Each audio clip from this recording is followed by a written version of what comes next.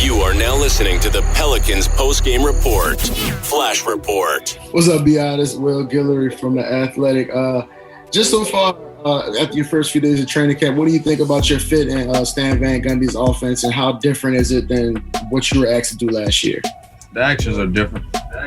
I think communication has been really, really good with Stan. He's definitely saying everything he needs to say from a player's point of view.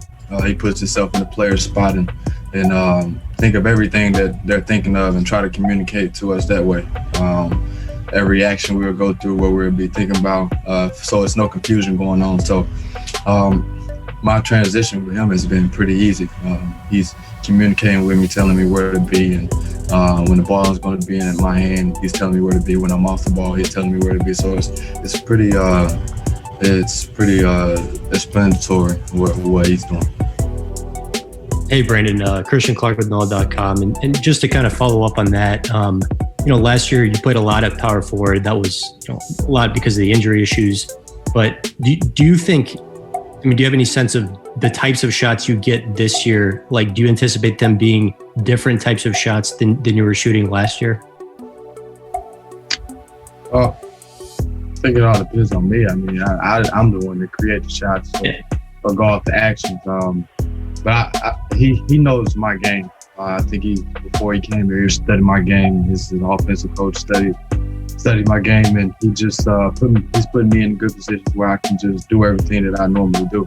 Of course, they want me to shoot more threes, and they're comfortable with me shooting more threes. So I'm doing everything on the basketball floor. I know where my shots really come from. I know how to create my own shots. So, like I said, it's been easy. Brandon, it's Scott Kusher with NOLA.com. You mentioned when you, a week or so ago that when you signed that contract, you did feel a little bit more ownership of this team. You felt a little more comfortable. Have you noticed yourself through a few days of practice being more vocal, being more of a kind of a leader of this group? How has it kind of translated to the court now that you had an opportunity to do that? Just feel good. I feel good communicating, noticing that communication helps our team out a lot, especially putting guys in the right spot. Of course, all of us can get better with communicating, but that's a big emphasis for Stan, communicating to our guys, putting them in the right spot. And it makes all of us, it's not only me, it's pretty much everybody in the room that's talking, so it's just comfortable for all of us. Hey, Brandon, it's Andrew from ESPN. Glad to see you found your hair braider. Got that taken care of before picture day yesterday. How have you seen these the guards start to pick up their communication? I know you talked about that, but I know Stan was kind of talking about how he almost needed to stop talking a little bit to let those guys kind of pick it up more. Have you noticed that more in the last couple of days? I haven't noticed that. I've noticed Stan talking a lot. I think he's just building foundation at this point. He's talking right now, so soon he can get the keys to the guards for them to know everything and know the places they're supposed to be in, and they can be confident in their talking and telling other people where to go. So he's basically just telling everybody the way to communicate, the way to talk, so it'll be easier for our other teammates. So he's been doing a lot of talking, but I think he's doing it so the guys can eventually just tell Stan to shut up and they just talk. What's up, Brandon? Mark Spears from ESPN's Undefeated. Wanted to ask you that there's a couple coaches in the league in terms of white coaches that are woke, like Steve Kerr and Greg Popovich, and now you guys have one in Stan Van Gundy. What does it mean to you to have a coach that will stand up for black rights and stand up against what is wrong? Well, it feels good to have a coach that's true to himself. Doesn't change or waver for anybody. Same person every single day. So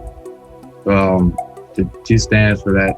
We're completely behind him. He stands for equality, or basically he just stands for the right thing. He wants the right thing to go on. So I could see everything behind that. And we totally respect Stan for that. And also, when you first heard he got hired, what's the difference between what you thought about him before when he got hired to what you know about him now? When he got hired, all we know is he's gonna be really, really loud every day. He's going to get the best out of everybody. And, I mean, that was my only impression, that he was just going to get the best out of everybody. I didn't know how he coached. I didn't know anything. But from seeing him coach today and previous days, I mean, I like it. He gets the best out of everybody. If he sees something wrong, he's going to stop every play in between playing. But he just makes sure that everything is right. And I mean, it's been good. Everything is really coached. Every single thing. Every single thing from the defensive end, offensive end, pick a roll, whatever it is, every single thing is coached. Thank you.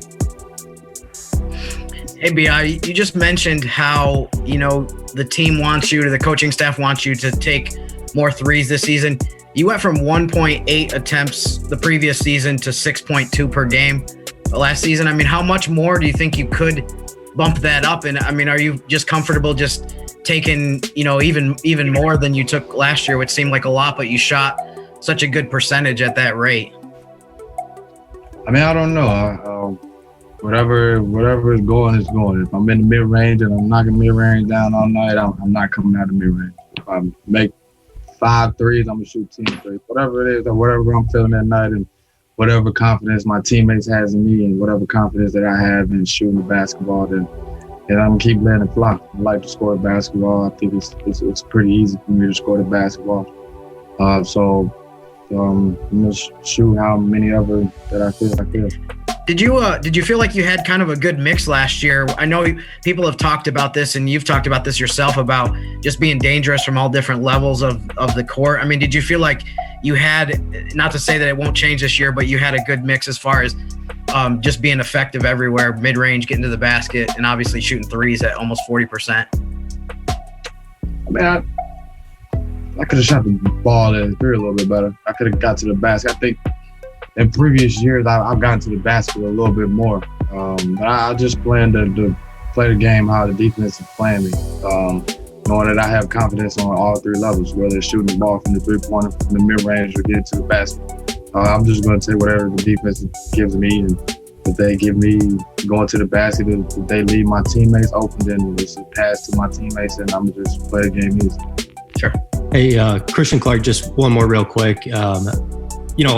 I think 6 full days of practice under your belt with Stan and everything. I know there's a lot to take in, but how ready do you guys feel to, play a game in 2 days? I know it's just a preseason, but how ready do you feel to do that? Well, as you see, we've been beating on each other for 6 days. So I think we're ready to go against somebody else. It's always fun at this point, but we're going in training camp and we're going up and down every single day and getting the best out of each other. So we see where we're at right now with another team. Hey, Stan, this is Christian Clark with NOLA.com. We just talked to Brandon. I'm just curious, his most improved player campaign, the improved 3-point shot was a big part of that. What do you just feel like, him being able to knock down the 3 as consistently as he did for his game? Look, I think most of the times when you see guys in this league take a big jump, especially perimeter players, it's usually due to their shooting. And Brandon had one of the biggest jumps we've seen, both in terms of 3-point shooting and free throw shooting. And he shot a lot more threes than he'd ever shot and made them at a higher level. He shot more free throws than he'd ever shot and shot them at a higher level. Well, there you go. I mean, you're going to add to your efficiency a great deal. And so Brandon's sort of go-to, where his comfort zone has always been, is in the mid-range. But the more he can attack the basket with his size and get to the free throw line, and then the more he plays off of his 3-point shot, the better off he's going to be. What's up, Stan? This is Will Guillory from The Athletic. Sticking with B.I., now that you've had some days to be around him, really see him up close, what parts of his game really have stood out to you, and maybe more than you even expected coming in? Yeah, I think the 2, Will, would be his defense. He's worked hard at it. He's got great length. He has the potential to be a very, very good defender. And his passing. Very unselfish, very willing to make plays, and seeing the floor really, really well. So we know what he can do as a scorer, but he really can pass the ball and make plays for other people. Stan, Scott Kushner with NOLA.com. Brandon mentioned that, I know you want to get the guards more involved, talking, communicating. He said a lot of the noise is still coming from you and your end. How do you kind of balance that as you guys move toward the regular season of trying to kind of communicate with what you want these guys to be doing while also balancing the fact that they need to sort of take ownership of it on the floor? Scott, that's a great question. And it's something I'm not good at. I mean, I tend to be very, very vocal, and that's fine, but it does sort of push people into a back seat, and then they're not developing those things. So we did today make a real emphasis about their communication and about making calls, and I was really, really happy with Lonzo today. I thought that he was more vocal. He organized his team offensively. He was our best communicator at the defensive end of the floor today, particularly in transition, getting back and pointing to other people, getting people matched up. And so I think the way for me to encourage that is to talk to them about it and then step back and give them the room to do it. But that has never been a great strength of mine, and it's something I need to work on, Scott, quite honestly.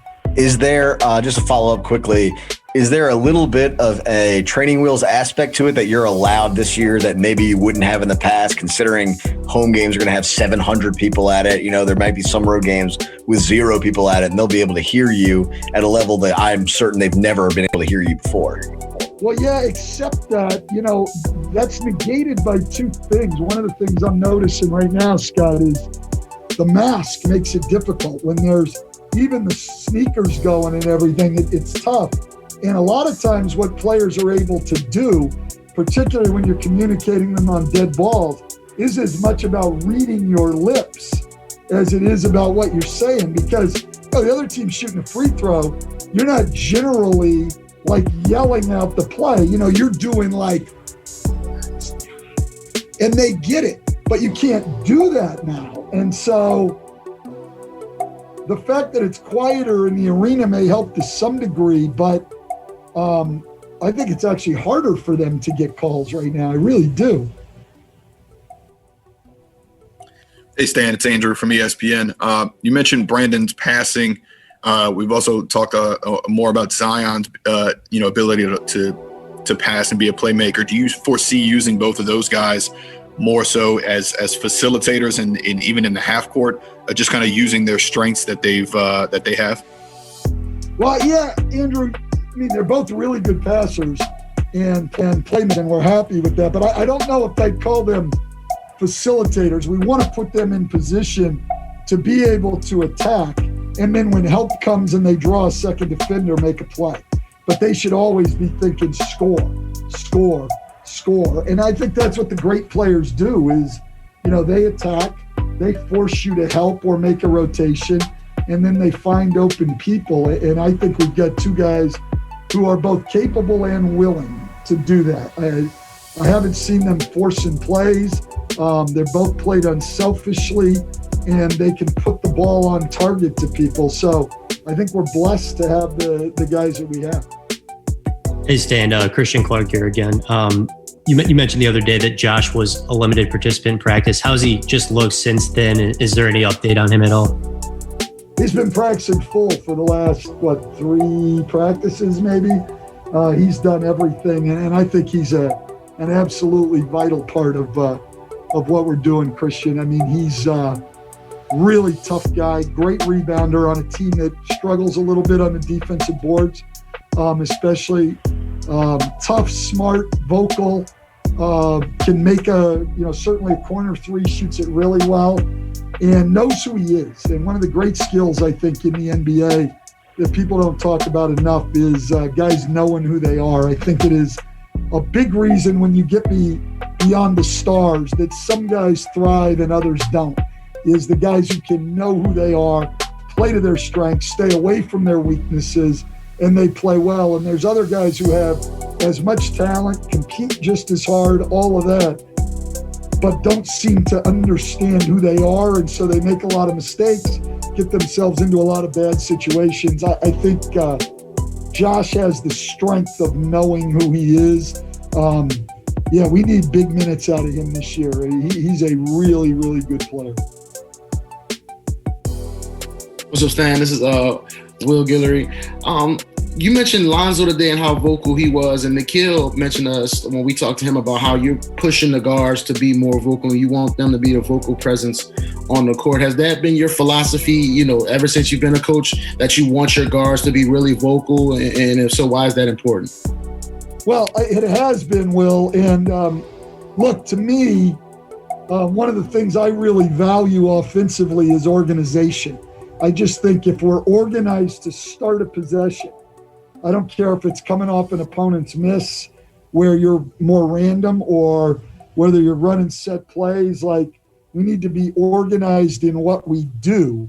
And the point guard is the one who's got to tell us what we're in and get us organized. And then we have a chance to execute and do well. When the point guard isn't vocal, isn't letting people know, a possession that starts badly rarely ends well. And so I think organization is key. I think it's their job, and it's something that we will stay on them about. But they all did a much better job today. Lonzo in particular, I thought was just outstanding. Hey, this is Jim from Pelicans.com. Scott mentioned earlier that there is going to be 700, 800 fans at the first home game in the first part of the season. How much of a positive is that for you guys? I mean, I think we all understand that there aren't going to be that many teams that start the season with fans. Just to be able to have, that additional atmosphere at the games at the beginning of the season. Yeah, that's a good question, Jim. And I don't know, because obviously 700 fans is not very many. So I don't know how much it'll help. I mean, it would be good to have some people in the building rooting for you a little bit, I guess, but it'll still be a strange situation. I mean, I don't know that 700 people will give us a big home court advantage or anything. I do think the fact that some of these guys will be able to have family there and things like that will probably give them a little bit more comfort, but we'll just see as it goes. What's up, Jackson? This is Will Guillory with The Athletic. Just what has it been like for you just getting to compete against Steven every day in practice? I know everybody talks about what type of physical presence he is and how smart he is on the offensive end. Just what's it been like going against him every day? I'd say it's been really good. Just trying to learn a bunch of new stuff. He's been teaching me a bunch of stuff.